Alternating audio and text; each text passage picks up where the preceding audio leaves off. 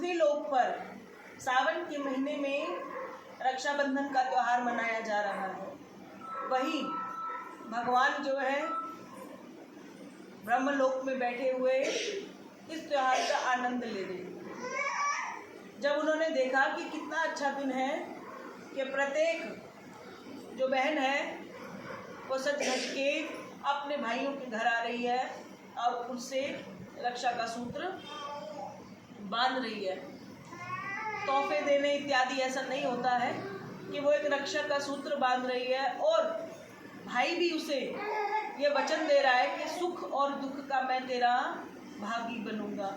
जब भी तू मुझे बुलाएगी तो मैं सब कुछ छोड़ छाड़ कर सिर्फ तेरे लिए तेरे घर तक पहुंच जाऊंगा। और ऐसा विचार सुनकर भगवान भी बड़े मोहित होते हैं और आपस में भगवान चर्चा करते हैं कि हमें तो कोई राखी नहीं बांधता, हमें कोई राखी नहीं बांधता। पृथ्वी लोक पर ईश्वर के आने का ये बहुत बड़ा कारण रहा कि जब भी हम पृथ्वी लोक पर जाएं तो हमारे पास भी एक बहन हो। जितने भी त्योहार हम हिंदू धर्म के लोग पृथ्वी लोक पर मनाते हैं, ब्रह्मलोक में स्वर्ग लोक में ऐसा कोई त्योहार नहीं मनाया जाता। तो प्रत्येक त्योहार का आनंद लेने के लिए भगवान जो है धरती पर आते थे। और जब हम ऐसा देखते हैं कि ये त्योहार मना रहे हैं तो भोलेनाथ जी और माँ पार्वती बैठकर आपस में चर्चा कर रहे हैं, तो माँ पूछती है प्रभु से कि आपने इतना सुंदर पृथ्वी लोक पर इस त्योहार को मनाया है, तो क्या हमारे लिए ये त्योहार नहीं है? तो भगवान ने कहा कि तुम्हारी क्या इच्छा है? क्या इच्छा है? मेरी भी ये इच्छा है कि मेरे भी आदमी के हाथ पर कोई राखी बांध। प्रभु ने कहा कि मुझे कोई इच्छा नहीं है कि मैं किसी बंधन में बंधना नहीं चाहता हूँ, लेकिन पार्वती अगर तू ये चाहती है, अगर तेरी ये इच्छा है, तो मैं एक दिन के लिए एक बहन को प्रकट करूँगा जो एक समय में आएगी और शिव भगवान को राखी बांधेगी। और भगवान ने स्वर्गलोक में उस दिव्य शक्ति को पैदा किया जिस शक्ति ने पहली बार प्रभु भोलेनाथ को राखी बांधकर अपना संबंध स्थापित किया। कह दो जय माता दी। अब पूछे कि उस बहन का नाम क्या था? उस बहन का नाम था असवारी। कभी सुना है ये नाम? तो बहन का नाम है उनकी माता पार्वती की नंद का नाम है कि वो भी चाहती थी कि नीचे स्वर्गलोक से तो ज़्यादा मज़े हैं, यहाँ नंदे भी हैं, यहाँ देवर भी हैं, यहाँ तो सब कुछ है। हम ईश्वर लोक में बैठे हैं पर हम किसी भी संबंध में बंधे हुए नहीं हैं। तो भगवान ने कहा था कि तुम्हारी ही कामना के हेतु, माँ पार्वती की कामना हेतु मैं अपने लिए एक बहन को जन्म कराऊंगा और वो तुम्हारे ही इच्छा अनुसार मुझे राखी बांधेगी।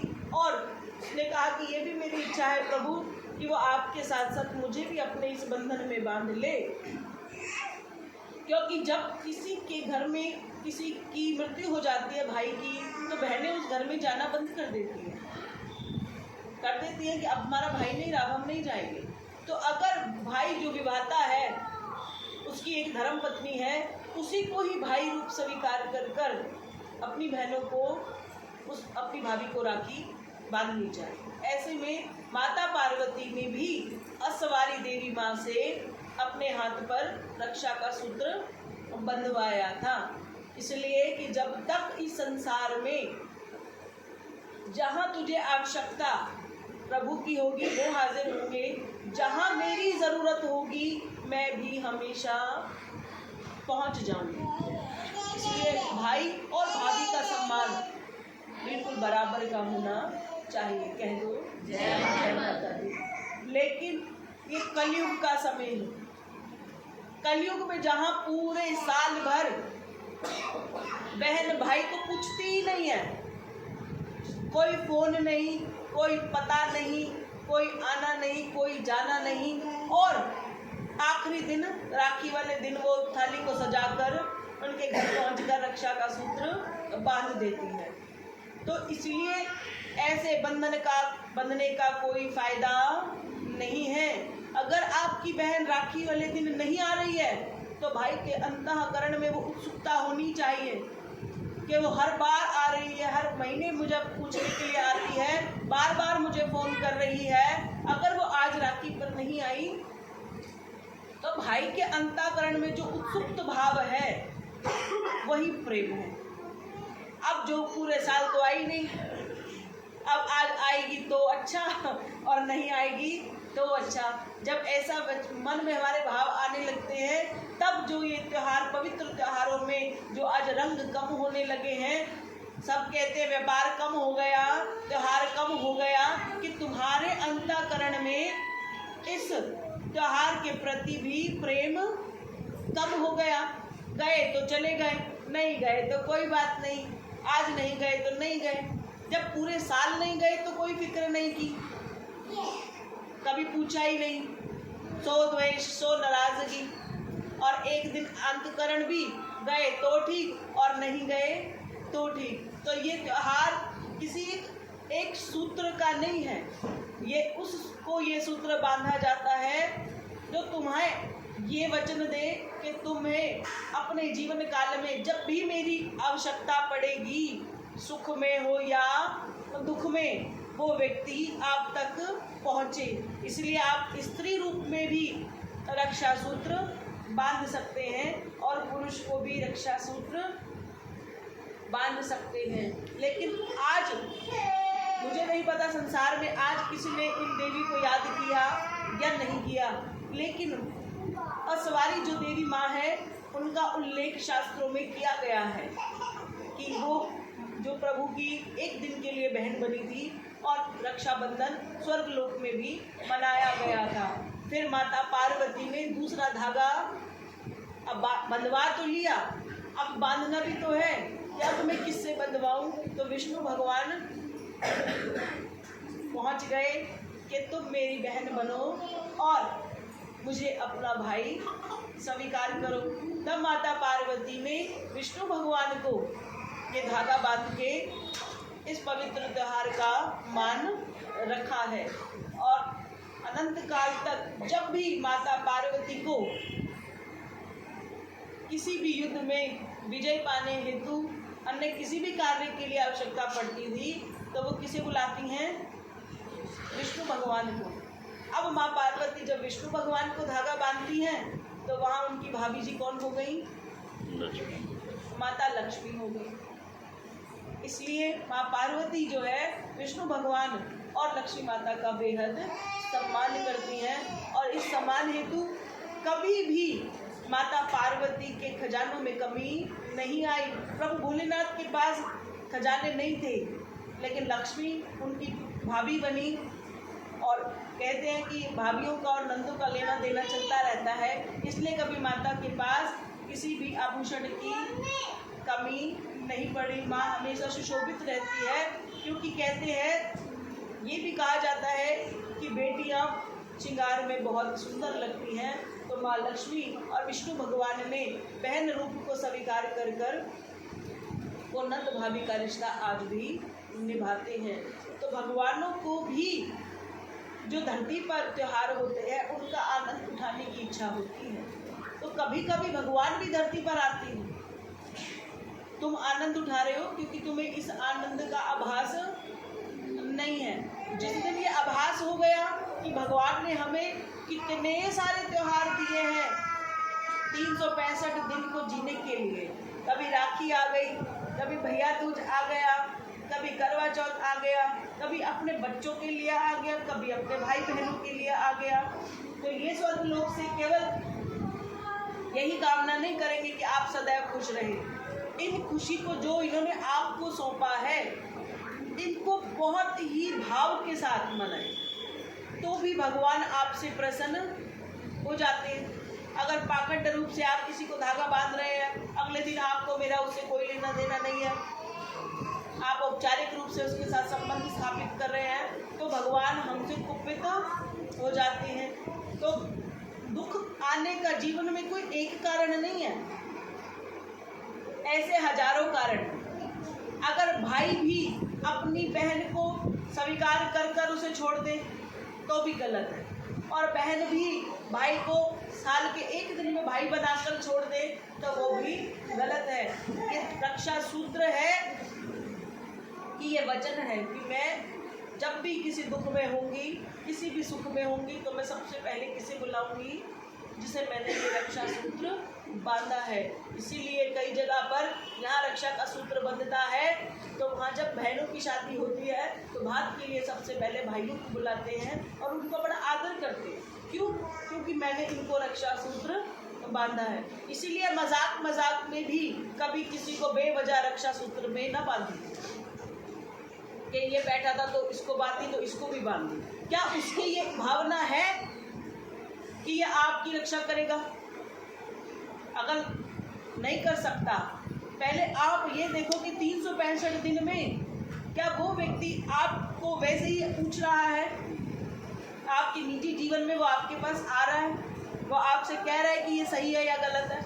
अगर वो आपको 1 साल तक ऐसा प्रेम भाव दे, तब आपका अंतःकरण जागे और कहे कि मुझे आपको रक्षा सूत्र बांधना है।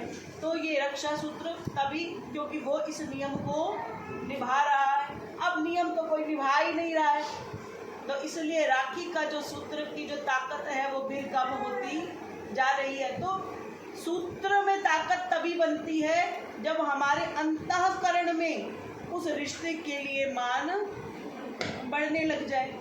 तो कई साल बीत गए, इसलिए जिनको राखी बंध रही है, हमारे द्वारा भी हम राखी बांधते हैं कुछ बच्चों को, अपना वही संबंध है ना। आप बुलाओगे तो मैं अवश्य आऊँगी, सुख में भी पहुँच जाऊँगी और दुख में भी पहुँच जाऊँगी, पर ये तो मेरी तरफ से है। आप मुझे बांध रहे हैं, आप मुझे इस बात में बांध रहे हैं, खाली ये धागा नहीं बांध रहे हैं, आप इस बात से भी मुझे बांध रहे हैं कि जब भी आप मुझे बुलाएंगे मुझे आना ही पड़ेगा, तभी ये रक्षा का सूत्र बनता है। ये एक राखी नहीं है कि मैं पूरे हाथ भरकर और अपने आप को बहुत बड़ा बना दूं। कम बांधना, लेकिन इस भरोसे से बांधना कि ये संबंध जो है एक दूसरे को निभाने का है। भाई बहन को नहीं निभाएगा तो राखी का कोई मतलब है ही नहीं। तो भगवान क्या कहते हैं कि आप जब सच्चे भाव से आनंद उठाएंगे तभी आपका कल्याण हो जाएगा। अब जब मैं कहूँगी कि तमेव माता च पिता तमेव बंधु च सखा तमेव विद्या द्रविणम तमेव सर्वम मम देव देव। अब ये वाला श्लोक हम अपने भाइयों के आगे क्यों नहीं कह रहे हैं? क्योंकि हम जानते हैं कि तू केवल भाई है, तू माता पिता नहीं बन सकता। क्योंकि जब मेरी माँ जीवित थी तब मैं आती थी तो मेरे लिए पकवान बनते थे, ऐसा ही होता है। और जब खाली भाई होते हैं तो पकवान थोड़े कम हो जाते हैं, लेकिन इसलिए हम इसकी ओर देखते हैं। इसलिए हम रक्षा का सूत्र, राखी का बंधन पहला किसके साथ रखते हैं? अपनी माँ से रखते हैं कि अगर तू है तो मैं चली आऊँगी, तो कह दो जय माता दी, जय माता दी। तो ये राखी कोई डिज़ाइन नहीं है। वो बात कर रहे थे कि आज साबुन की राखी आ रही है, कल बात हो रही थी साबुन की राखी आ रही है कि पहले बांध लो तो बाद में नहा लो। फिर किसी ने कहा कि खाने पीने की भी राखी है, पहले बांध लो फिर उतार के खा लो। तो ये सब आज के समय की बात है। पहले में तो एक रक्षा का सूत्र केवल मौलिक ही होता था कि कहा कि ये जो धागा है ना ये बड़ा कच्चा है, लेकिन बंधते समय जो ताकत है ना वो बड़ी पक्की है।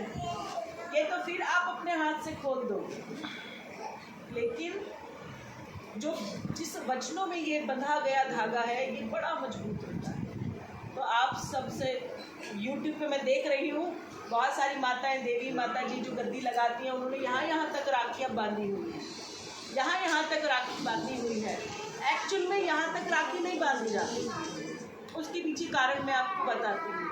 हमारी जो हथेली है ना बेटा, ये 3 भागों में बटी हुई है। तो यहाँ पर रक्षा सूत्र बांधा जाता है। जो ये रक्षा सूत्र है, ये इस जगह पर बंधा होना बड़ा ज़रूरी है। अगर ये यहाँ बंध रहा है तो ये राखी नहीं है। ये तो मैं दिखा रही हूँ कि देखो मेरे कितने भक्त हैं या मेरे कितने प्रेमी हैं कि मुझे यहाँ तक बात, उसके लिए मुझे कट स्लीव पहनना पड़ेगा। तो जितनी देवियों ने यहाँ तक पहन रखा है ये गलत है। हमारा जो ये हथेली है ये 3 भागों में बटी होती है, पता है ना। पहला ये ऊपरी भाग ये माँ लक्ष्मी का होता है, और ये है जी ये विद्या का होता है, और ये ब्रह्मा का होता है। ब्रह्मा जो चारों दिशाओं में मुख रखने वाले। तो जब आपको हम यहाँ रक्षा सूत्र बांधते हैं कि ब्रह्मा जी के जो है जितने मुख हैं वो सभी दिशाओं में हमें देख सकते हैं, इसीलिए मौली को यहाँ बांधा जाता है। अब आपको वो मौली को मैं पैर में बांधूंगी, है तो धागा ही, तो अर्थ बदल जाता है। तो क्यों मौली को हम यहाँ बांधते हैं कि आपकी जो मौली की जुड़ाई है वो इस जगह से जुड़ी हुई होनी चाहिए, ताकि इससे ब्रह्मा, ये ब्रह्म स्थान है, ब्रह्मा को पता चल जाता है कि ये सूत्र मेरे नाम का बांध दिया, अब मुझे रक्षा इनकी सभी दिशाओं से करनी है। इसलिए हम जब भी राखी बांधते हैं तो कोशिश अब सारे आपस में द्वेष नहीं करना कि सभी यहाँ बांधें। मैं आपको अर्थ बता रही हूँ क्योंकि पता होना जरूरी है कि राखी को यहीं पर क्यों बांधते हैं, उसे कहीं और पैर में भी बांध सकते हैं, यहाँ तक बांध सकते हैं। तो ये ब्रह्म स्थान है, इस स्थान पर मौली बांधने से हमारा कल्याण होता है। इसलिए राखी का रंग जो है अक्सर लाल होता है, कि लाल जो है वो रक्त का प्रतीक भी बताया जाता है, और कि हमारा ब्रह्मा जी से रक्त खून का संबंध बनने लग जाता है, जिससे हम यहाँ पर मौलिक अलावा बांधते हैं। इसलिए आप कभी भी अगर जिस पंडित जी से बता रहे हैं तो फिर आपको उन्हें कुछ दक्षिणा देनी पड़ती है, देते हैं ना, वैसे कर लेते हैं। क्यों देते हैं वो दक्षिणा? हमारा संबंध बन गया। इसलिए हमें हर किसी से या तो मौली बंधवानी नहीं है, आपको कहीं डाउट है तो फिर ना बंधवाएं। आपका जहाँ किसी का मन हो कि मेरा इसमें इसका संबंध स्थापित कर सकता हूँ, उसी के आगे हमें हाथ को बढ़ाना चाहिए। कह दो तो ये पवित्र त्यौहार है, ये केवल वचनों से बंधा हुआ त्यौहार है। मैंने कहा था कि हर दिन हर त्यौहार उनसे ही शुरू होता है और आकर हमारा उन्हीं पर ही खत्म होता है। कि यही ये जुगल जोड़ी है, इन्होंने हर काम बड़े सोच समझ कर इस धरती के लिए किए हैं। ये ऐसे ही नहीं है, इन्होंने पूरी सृष्टि को जब रचाया है तो एक एक त्यौहार का अर्थ इसलिए बनाया ताकि माँ बेटी का संबंध बना रहे, बहन भाई का संबंध बना रहे, पति पत्नी का संबंध बना रहे। और एक ही बात को याद रखें, पति एक होता है और भाई कई हजार। तो ईष्ट हमारा एक होता है, पूजा करते हैं हम कई हजार। तो आपको ये बस समझ लेना है कि हमें किससे क्या संबंध स्थापित करना है। कहते हो जयकारा ईशे रावली जी दा। राखी का त्योहार बड़े भाव का त्योहार है। और आज के बाद ये याद रखना कि अगर पूरे साल अगर अपने भाई को नहीं पूछ रहे हो और उस दिन कटोरा लेकर प्लेट लेकर जा रहे हो तो आप एक भिक्षुक के समान जा रहे हो, आप स्वार्थी हो। आप सोच रहे हो आज मैं तैयार हो गई, मेरा त्यौहार भी हो गया, और वो जो कुछ मुझे मैं कुछ दूँ और उससे डबल करके वो मुझे कुछ दे दे। ऐसे भाव से बांधी हुई रक्षा सूत्र बिल्कुल व्यर्थ चला जाता है। जब आप पूरे साल जिसके साथ नियम निभा सके उसी को ही अंतिम दिन अपनी कलाई सौंपे, अन्यथा ये औपचारिक संबंध बनाने से भगवान नाराज होते हैं। मैं कह रही थी किसी को कि इतना इतना तेल का सामान खाकर हम इतने मोटे हो जाते हैं, तो हम छोटे छोटे गलत कर्म करके अपने शरीर को भी इतना भारी बना लेते हैं कि हमारी टांगें हैं, हमारा ही शरीर का भार नहीं ढो सकती, हमारा ही जीवन हमारे कर्मों का जो बोझ है उसे सहन नहीं कर सकता और वो क्या करता है, आपको यही धरती पर ही छोड़ देता है। कभी वो आपको ईश्वर से मिलन करने नहीं देता, क्योंकि जितना शरीर हल्का होगा, जितना कर्म अच्छे होंगे, अच्छे कर्मों से शरीर हल्का होने लग जाता है। और भारी कर्म करने से ऐसा हो जाता है कि जैसा आपका शरीर 100 किलो का हो गया है, आप ऊपर नहीं जा सकते। ईश्वर से आपका फिर मिलन कभी भी नहीं होता। अच्छे वचन बोलो, कम बोलो, मत बोलो, किसी की निंदा मत करो, प्रशंसा मत करो तो निंदा भी मत करो। अच्छी नहीं कर सकते किसी के लिए तो बुराई भी किसी के लिए करने की कोई आवश्यकता नहीं है। अच्छे जीवन, अच्छे विचार रखोगे तो छोटी छोटी की हुई क्रिया जो है एक सुंदर प्रतिक्रिया बन जाती है। कह दो जय माता दी, जय भोलेनाथ। भाव के साथ अक्षर सूत्र बांधे और ये भाव रखें कि आप हमारा साथ दें और हम भी आपका सुख और दुख के भागीदारी बने। कह दो जय माता दी। अब बांधे रखें, क्योंकि है ना टाइम 1:30 बजे